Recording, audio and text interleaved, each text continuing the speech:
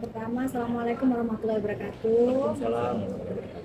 Doki faturkan puji syukur kepada Allah Subhanahu wa taala sampai saat ini kita bisa melaksanakan ibadah puasa Ramadan ya. Maksudnya nggak ada yang bolongan ya. Alhamdulillah nggak ada. Oke. Nggak ada yang bolong, alhamdulillah. Dan semua teman-teman di sini juga ya sehat walafiat, alhamdulillah. Jadi seperti yang kita tahu hari ini Doki didampingi oleh Bang Sunan dan Bang Nangha ya, yang beliau adalah lawyer-lawyer yang berkualitas. Ya, lawyer yang benar-benar berpikiran untuk kepentingan masyarakat, ya kepentingan masyarakat gitu. Jadi Doki di sini respon, mohon maaf ya kalau agak telat teman-teman ya nunggu, mohon maaf banget. Jadi di sini alhamdulillah semalam kemarin tersangka DRL berhasil untuk ditahan oleh Polda Metro Jaya. Alasannya apa? Seperti yang sudah dirilis oleh Kabid Humas Bapak Budi Hermanto, Bang Buher panggilannya. Jadi bahwa memang saudara tersangka DRL ya, ini mangkir dari wajib lapor. Ya, jadi dokter mendapatkan info bahwa memang DRL ini mangkir. Itu yang pertama. Jadi dokter juga sempat menanyakan, maksudnya kok bisa ya seorang tersangka DRL yang sudah diberikan keringanan yang luar biasa oleh Polda Metro Jaya melakukan wajib lapor tapi mangkir dan tidak ada konsekuensi apapun ya. Tapi pada saat itu dokter mendapatkan kabar, oh tidak dok, Polda Metro Jaya tetap tegak lurus merah putih. Jadi kita akan adakan panggilan terhadap tersangka DRL itu di tanggal 3 Maret 2026 dari Selasa pada saat itu. Oke, kalau gitu dokter percayakan. Dan ternyata guys, pada saat dokter bangun ya pagi itu kan, kurang lebih di jam 10-an ya, 10 pagi itu dokter buka scroll TikTok. Dokter melihat saudara tersangka DRL sedang melakukan live TikTok. Ya. Jadi di situ dokter kaget luar biasa. Loh, bukannya dia harusnya ada jadwal pemeriksaan di Polda Metro Jaya. Ya, jadi itu juga dokter langsung laporkan ke Polda Metro Jaya dan langsung ditindaklanjuti. Jadi mereka langsung mengawasi, langsung melihat seperti apa, apakah betul memang melakukan live TikTok dan diteliti gitu. Dan ternyata memang beliau tidak menghadiri panggilan pemeriksaan pada saat tanggal 3. Ya. Dan dokter baru mengetahui kemarin pada saat dokter datang hari Jumat ya, karena untuk datang di pemeriksaan brand lendir ya. Jadi ada saksi karena ada dugaan pemalsuan nomor izin edar ya atas brand lendir itu dugaannya ya, pemalsuan izin edar. Nah pada saat dokter duduk di lobi, dokter melihat ada sosok tersangka DRL keluar dari ruang krimsus lorong. Di situ dokter kaget, dia kaget, dokter juga kaget. Jadi kita sama-sama kaget, loh kok ada di sini gitu. Terus dia lewat di depannya dokter sapa, loh Cat kamu ngapain di sini? Bukannya pemeriksaan kamu seharusnya sudah selesai. Seperti itu. Dan dia menjawab dengan sambil ketawa gitu, dia bilang ya biasa aja gitu. Dia jawabnya seperti itu, jadi sangat berbeda ya biasa aja gitu. Dia santai, terus akhirnya dokter menanyakan ke penyidik ada apa. Ternyata itu adalah panggilan kedua ya, Bang Sunan, dia itu panggilan kedua. Jadi setelah tanggal 3 dia tidak datang, maka tanggal 6 Polda Metro Jaya memanggil saudara DRL. Ya, jadi akhirnya dokter langsung live di sorenya itu untuk memberitahu teman-teman bahwa memang ada panggilan untuk DRL. Dan dokter juga meminta kali ini Polda Metro Jaya bersikap tegas. Ya, jadi dokter pastikan sampai saat ini dokter melihat Polda Metro Jaya tetap merah putih. Ya, jadi memang akhirnya luar biasa.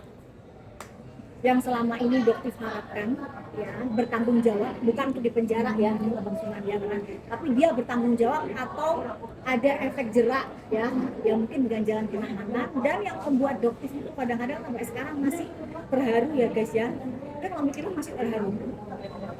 Kalian sadar nggak penahanan seorang tersangka DRL itu dilakukan di malam nuzulul Quran ya. Jadi dokter sering kali Tuhan sebetulnya itu capek guys, melawan manusia itu capek luar biasa. Karena di bisa berbolak-balik. Dia punya tenaga buzzer yang luar biasa kuat.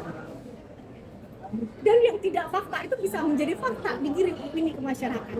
Dan dokter tidak pernah memiliki buzzer. Dokter tidak pernah memiliki buzzer, ya.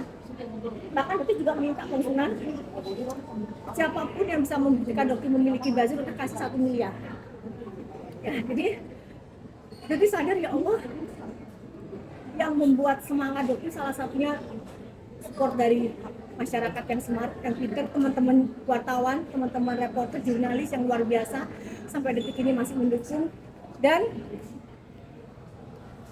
kasus dugaan penistaan agama sampai detik ini dokter memiliki bukti bahwa saudara tersangka DRL tidak pernah menjadi seorang mualaf, ya. Jadi kita pastikan itu benar. Dokter memiliki fakta, memiliki kesaksian dari pendeta, ya, yang pendetanya sendiri tidak mau menampilkan itu karena dia takut melawan seorang tersangka DRL, ya. Jadi dipastikan dia menggunakan kedok agamanya dia untuk mendapatkan simpati dari kalian. Dan dia mendekat ustadz yang sangat menghormati juga, Ustadz Khalid Basalamah, tapi dokter yakin beliau tidak tahu siapa sebenarnya seorang tersangka DRL. Ya, di sini kalau dokter katakan dokter nggak mau mengurus ibadahnya dia, tapi satu hal, jalur langit, Allah pasti akan menghancurkan seseorang yang mempermainkan Tuhannya, mempermainkan agama. Dokter bukan siapa-siapa, kan itu cuma masyarakat biasa, tapi Allah tunjukkan kekuasaan di malam nuzulul Quran. Seorang tersangka DRL yang selama ini dikenal dengan kebal hukum dan sangat sulit sekali untuk ditahan, Allah tunjukkan kekuasaannya. Allahu Akbar, akhirnya beliau bisa ditahan. Ya, ini salah satu bukti, jangan pernah mempermainkan agama, karena Allah yang akan turunkan. Ya, begitu. Oke, terus yang kedua, Bang Sunan, yang dokter juga ingin bertanya. Dokter nggak pengen nangis soalnya ini perasaan yang bingung, senang, sedih, terharu, ini nggak pernah dokter alamin kayak gini, ya, nggak pernah, baru kali ini gitu. Kalau sedih aja, kalau senang ya senang, ini gabung jadi satu, nggak jelas gitu perasaannya kayak apa. Nah, terus yang kedua, Bang Sunan, dokter ingin meminta Polda Metro Jaya untuk melakukan penyidikan lebih lanjut terhadap istri dari tersangka DRL. Kenapa, Bang Sunan? Karena dokter tahu, bukan dokter mendapatkan info bahwa penjualan dari produk yang diduga penipuan ini, ya, itu mengalir ke rekening istri dari tersangka DRL. Jadi di e-commerce, ya, salah satu e-commerce itu saudara tersangka DRL itu menggunakan rekening dari DRE, ya. Dan lucunya, setelah kasus ini naik sidik, Bang, dan menjadi besar, rekening tersebut dirubah, bukan menjadi rekening milik DRE, tetapi milik CV. Ya, jadi di sini dokter pengen Polda Metro Jaya mohon untuk menyelidiki adanya dugaan pasal TPPU di sini. Ya, kenapa? Karena ini bisa digunakan, kan jelas banget, dari rekening DRE dirubah menjadi CV. Untuk apa? Apakah untuk menyembunyikan, untuk menyamarkan, seperti itu. Ya, jadi dokter mohon juga untuk DRE segera diperiksa dan adanya pasal 55. Kenapa? Turut serta. Kenapa? Karena dokter sudah memberikan barang bukti kepada penyidik, video tentang bagaimana saudara DRE menjual produk yang diduga berbahaya, membahayakan masyarakat. Itu pun sudah dokter serahkan kepada pihak Polda Metro Jaya. Ya, jadi kepada Polda Metro Jaya mohon penyidik juga melakukan penyidikan lebih lanjut, ya, untuk pasal tambahan kepada saudara DRE, karena ini sebenarnya tahunnya juga setelah penyidikan.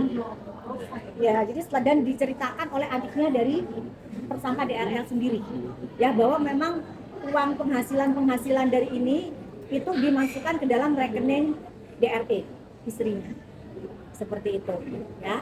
Terus yang terakhir ini untuk kasus SS, untuk kasus illegal access, ya, dokter ingin menanyakan follow up dari Polda Metro Jaya, Cyber Polda Metro Jaya, bagaimana kelanjutan tentang laporan dokter atas illegal access yang diduga dilakukan oleh Marcella Sophia alias Rahmi. Ya, kenapa? Karena surat penyitaan akun Igoy, ya, salah satu medsosnya saudara SS ini sudah keluar dari Pengadilan Negeri Jakarta Selatan. Surat penyitaannya itu kurang lebih 2 bulan yang lalu sudah. Tetapi sampai detik ini akun tersebut belum disita. Masih aktif. Ya. Dan saudara SS sudah dipanggil ke cyber. Tetapi dia pulang dan belum menyerahkan akunnya dengan alasan dia sakit. Jadi sepertinya sekarang alasan sakit ini menjadi alasan yang sangat biasa sekali. Ya, jadi dia dengan alasan sakit dia pulang dan dia beralasan dia akan ke Penang, Malaysia. Ternyata pada saat dia berangkat ke Penang, Malaysia, dia buat konten yang sama sekali tidak ada unsur sakit. Ya. Dan ketika dia pulang ke Indonesia, dia pun melakukan aktivitas seperti biasa. Dan belum ada panggilan lebih lanjut. Jadi seolah-olah kayak memang terlupakan gitu. Ya, jadi dokter mohon penyidik untuk yuk mohon dengan cepat ini bagaimana? Seperti apa kelanjutan? Karena hampir 1 tahun juga pelaporannya. Gitu. Ya, untuk persekusi juga seperti itu. Kemarin dokter lihat barang buktinya sedang dilakukan cek lab forensik. Jadi dimasukkan ke lab. Tapi itu pun sudah cukup lama, kurang lebih 2 bulan. Itu juga menanyakan ke cyber kenapa kok begitu lama untuk cek lab forensik atas dugaan persekusi yang dilakukan oleh SS. Ini juga sangat lama sekali. Jadi dokter mohon sekali untuk kasus ini Polda Metro Jaya sesuai dengan arahan dari Pak Listio Sigit Prabowo, Pak Kapolri, bahwa lakukan reformasi di kepolisian. Itu seperti apa? Yuk kita lakukan segala itu dengan gerak yang cepat. Ya karena buktinya sudah jelas banget, apalagi sudah naik sidik, sudah ada surat penyitaan, tapi kok terkesan kayak lama sekali gitu. Jadi jangan sampai nanti ada dugaan di masyarakat kalau Polda Metro Jaya ini kok ada sesuatu melindungi mafia. Padahal sampai detik ini dokter yakin. Salah satu contohnya adalah Krimsus Polda Metro Jaya. Tersangka DRL akhirnya bisa ditahan karena memang tidak kooperatif. Dan dokter juga menyampaikan apresiasi terhadap lawyer dari tersangka DRL ya. Asal kalian tahu aja nih, pada saat yang dulu sebelum sekarang kurang lebih 10 hari atau 2 minggu yang lalu yang dokter begitu pedenya, dokter bilang salam oren pada saat itu ya. Itu dokter yakin kemungkinan besar memang saudara DRL itu ditahan. Ya, tetapi dokter lihat memang peran lawyer ini sangat luar biasa sih. Bang Jeff itu sangat luar biasa. Luar biasa, akhirnya sampai beliau tidak ditahan. Jadi dokter ucapkan apresiasi dan akhirnya mungkin ini di titik yang memang beliau mungkin nggak bisa nolong lagi kali ya. Ya, mungkin nggak bisa nolong lagi kali ya. Karena memang kemarin juga beliau paniknya juga luar biasa. Jadi itu Bang Horman kemana? Nggak tahu, Bang Horman sih bilangnya nggak mau nolong. Jadi pastikan Bang Horman nggak mau membackup sama sekali. Ya, jadi akhirnya tetap ditahan. Gitu. Jadi apresiasi, pasti beliau sangat lelah, tapi bagaimanapun juga klien Anda harus menanggung akibat dari perbuatannya sendiri. Ya, seperti itu. Oke, mungkin. Ya.